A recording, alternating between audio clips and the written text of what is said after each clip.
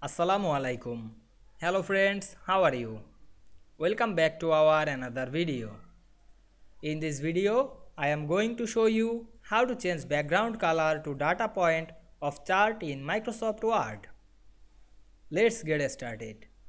At first, we have to open a Word document. Then we go to the Insert menu and click Chart option. Then insert a chart. Then click the chart. Then click a data point. Then click right button and go to Format Data Series. Then select the fill color and choose solid fill. Then change the fill color.